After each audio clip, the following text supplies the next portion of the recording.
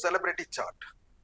సినీ ఇండస్ట్రీలో చూస్తున్నాం కదా, గత 2-3 రోజుల నుంచి రాజ్ తరుణ్ పై వస్తున్నటువంటి వ్యాఖ్యలు హాట్ టాపిక్ గా మారాయి.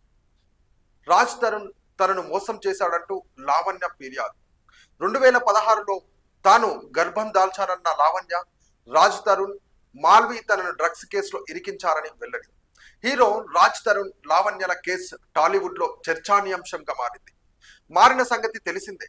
తాజాగా ఈ కేసులో కీలక మలుపు చోటు చేసుకుంది. రాజ్ తరుణ్ హీరోయిన్ మాల్వి మాల్హోత్రాలపై హైదరాబాద్ నార్సింగ్ పోలీసులు కేసు నమోదు చేశారు.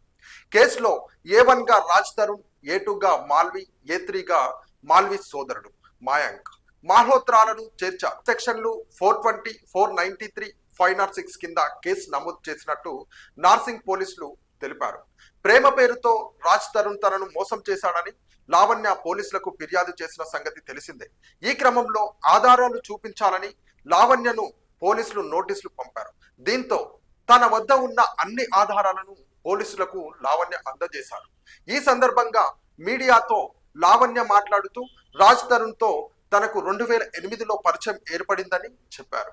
2014లో తాము పెళ్లి చేసుకున్నామని, ఆయన ఆర్థిక ఇబ్బందుల్లో ఉన్నప్పుడు తమ కుటుంబం ఆదుకుందని 70 లక్షల రూపాయల వరకు ఆయనకి ఇచ్చామని తెలిపారు. 2016లో తాను గర్భం దాల్చానని, రాజ్ తరుణ్ తనకు అబార్షన్ చేయించాడని చెప్పారు. తనను రాజ్ తరుణ్ మాల్వి డ్రగ్స్ కేసులో ఇరికించారని లావణ్య తెలిపారు. జనవరిలో తాను US నుంచి తిరిగి వచ్చానని, సికింద్రాబాద్ రైల్వే స్టేషన్ లో తనను పోలీసులు అరెస్ట్ చేశారని చెప్పారు.